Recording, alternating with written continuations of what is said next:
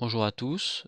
Donc la vidéo d'aujourd'hui, c'est un exercice de révision donc de la troisième séance de TD, l'exercice 131.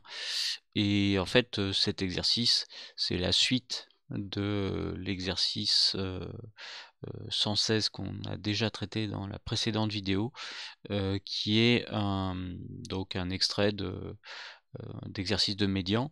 Et donc c'est la suite, hein, la suite logique.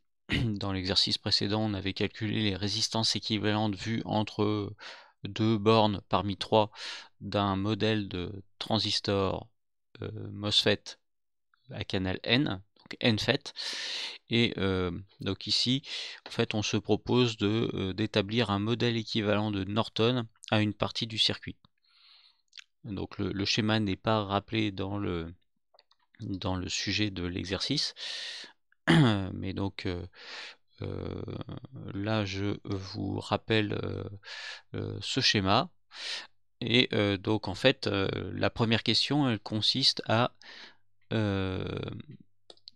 établir un modèle de cette partie là.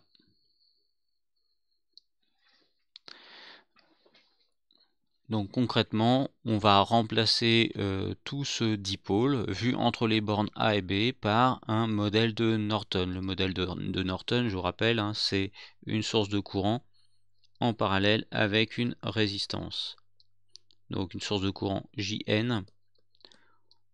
Donc là, je l'oriente arbitrairement de B vers A, parce que c'est le sens classique.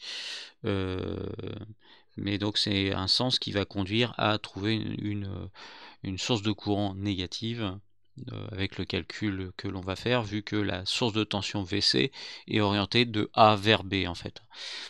Mais bon, ça c'est un point de détail qui a son importance quand même pour vraiment raccrocher le modèle au circuit initial. Et finalement, le fait qu'on trouve une source de courant négative, ça ne pose pas de difficulté en soi.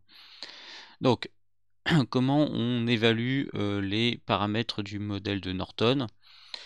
Eh bien, donc, rappel du cours, la résistance de Norton, c'est égal à la résistance de Thévenin, c'est égal à la résistance vue entre A et B.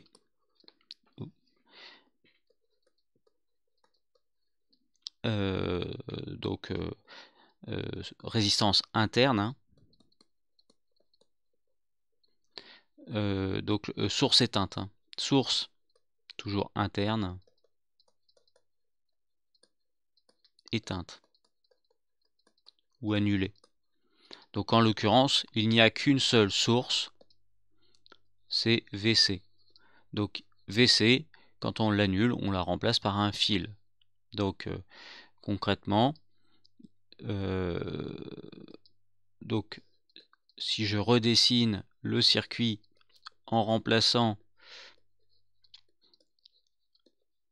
VC par un fil, voilà ce que j'ai. Et donc là, on voit tout de suite la résistance équivalente de Norton ou de Thévenin à ce dipôle. En fait, on s'aperçoit qu'on a RC en parallèle avec une autre branche qui est constituée de deux résistances RB en série. Donc RB en série avec RB, ça fait 2 RB. Et on a 2 RB en parallèle avec RC. Et donc je vous renvoie à un des exercices du premier TD. La résistance équivalente à deux résistances en parallèle, c'est le produit sur la somme des résistances. Donc ça va faire du 2 RB RC sur 2 RB plus RC. Donc voilà pour la résistance de Norton. Et puis pour la source de Norton, JN, c'est le courant de court-circuit.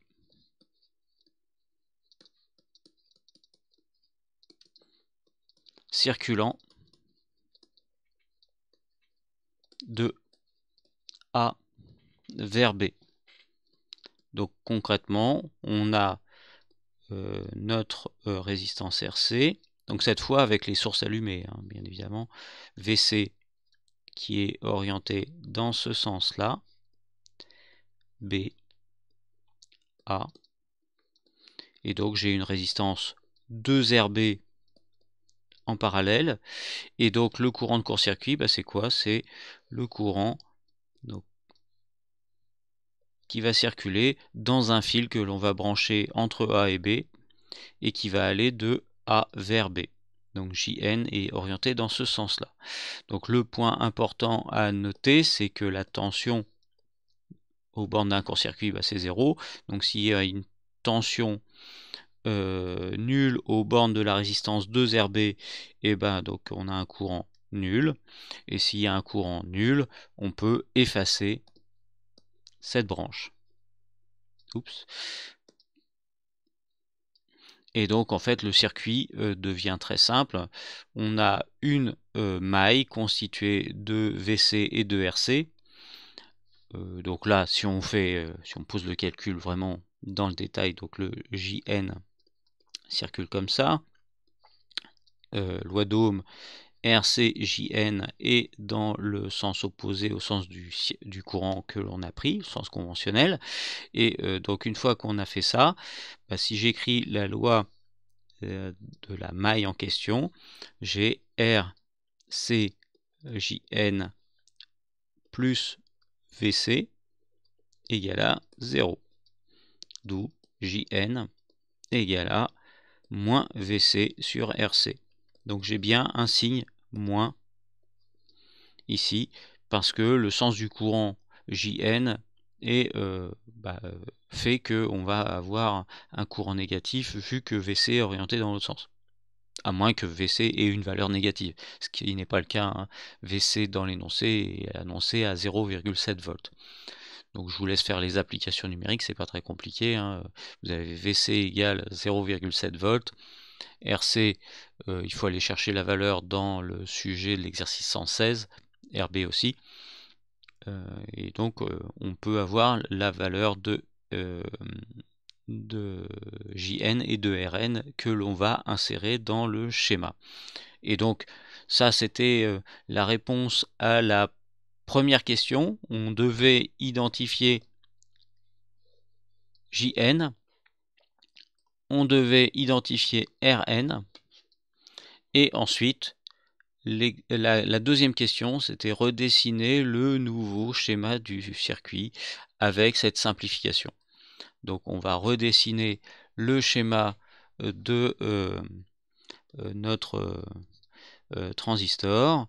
Donc on a le drain, je crois, de ce côté-là, la source de l'autre côté. De toute façon, c'est soit l'un, soit l'autre, hein.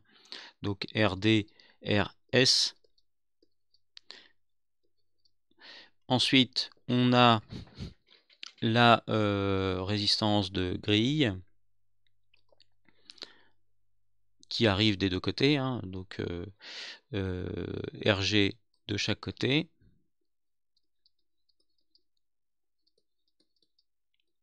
Donc RG, RG.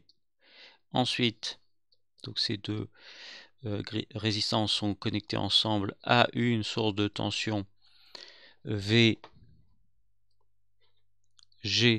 que l'on ne change pas.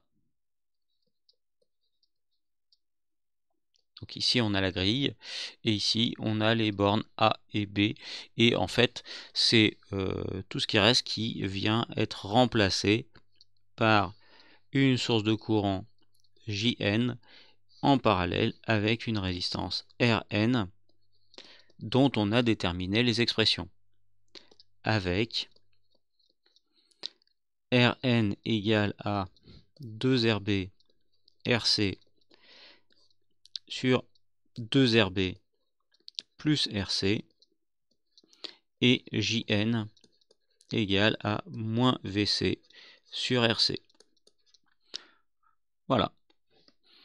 Donc exercice très rapide aux applications numériques près qui restent à faire. Donc reste à faire les applications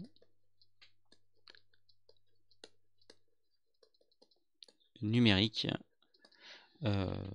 d'après les valeurs de l'énoncé de cet exercice et de l'exercice précédent qui est en fait la partie préliminaire. Donc voilà, c'était une très courte vidéo pour expliquer la correction de cet exercice de préparation de la séance de révision.